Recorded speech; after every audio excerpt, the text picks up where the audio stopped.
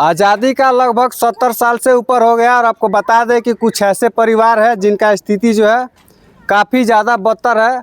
हमारा देश तो विकास किया लेकिन दलित वर्ग जो है काफ़ी ज़्यादा विकास नहीं कर पाया और उसी दलित वर्ग में एक परिवार है जो कि करकटनुमा घर में रहने के लिए काफ़ी ज़्यादा मजबूर है और वो भी दूसरे के छत पे आजकल जो है वो रह रहे हैं और अपना जीवन बसर कर रहे हैं। बाकी वही परिवार जो है हमारे साथ मौजूद है, हम उनसे बातचीत करेंगे कि उनका जो है स्थिति इस तरह से क्यों है और क्यों एक दूसरे के छत पे रहने के लिए ये लोग मजबूर हैं। आपका क्या नाम पड़ेगा? जगदीश रावत।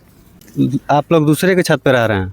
अब क्या करें, दूसरे छत पर रह रहे हैं। मेरा बड़ा का भाई के घर है तो नीचे है, हाँ। ऊपर रहते हैं। आपको हिस्सा नहीं मिला है? हिस्सा यही है तो क्या करें, इतना ही है? हाँ इतना ही है। मतलब कब से आप लोग छत पे रह रहे हैं? यही 6-7 साल से। 6-7 साल से? हाँ जाड़ा, गर्मी, बरसात यहीं पर रहते हैं। बारिश हो, तूफान हो, तूफान में करकट उड़ दिया जाता है, फिर हम पकड़ कर लाते हैं, हाँ। फिर बांधते हैं, फिर खड़ा करते हैं। बारिश में वैसे ही रहते हैं। काम हम करते हैं कुछ?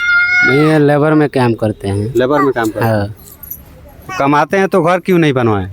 हैरान रहते हैं बच्चे में, कभी बच्चे का तबीयत खराब, कभी हमारा तबीयत खराब, इसी में हम हैरान रहते हैं, इसी में परेशान रहते हैं। हाँ। देख सकते हैं यही वो परिवार है जो कि जाड़ा हो, बरसात हो, धूप हो, एक दूसरे के छत पे रहने के लिए काफ़ी ज़्यादा ये लोग मजबूर रहते हैं और इनका कहना है कि हम जो भी कमाते हैं उस कमाई से जो है कि हमारा घर परिवार चलाने में ही मुश्किल हो जाता है।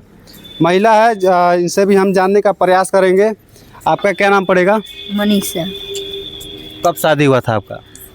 भोर हैं? भोर पर आ गया। भोर पर आ गया? अच्छा, कितने दिनों से आप लोग छत पे रह रहे हैं? 7 साल। 7 साल से छत पे रह रहे हैं? हाँ। देख सकते हैं ये लोग जो हैं करीब 6-7 करीब जो है दूसरे के छत पे रह रहे हैं और ये जो है इस घर में रहने के लिए काफ़ी ज़्यादा मजबूर रहते हैं। छत पे अपना करकटनुमा घर बनाए हैं और इसी घर में जो है अपना गुजर बसर करते हैं। इधर देख सकते हैं बिस्तरा भी लगाए हुए हैं, इधर चूल्हा भी है और इधर बर्तन भी है। और इन लोग का जो स्थिति है समझिए कि आज़ादी के 70-75 साल के बाद भी जो है अभी तक नहीं बदला है और ये लोग दूसरे के छत पे रहने के लिए मजबूर रहते हैं। अच्छा, कितने बच्चे हैं अभी आपके? 3 बच्चे हैं। 3 बच्चे हैं? हाँ।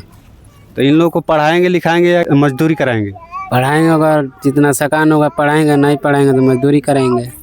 मजदूरी मतलब यहाँ पे कितने दलित बस्ती में घर है यहाँ पर? हाँ, यही 70-72 है। 70-72 है? हाँ। सब लोग का स्थिति इसी तरह है? इसी तरह हाँ, सबका है। हाँ।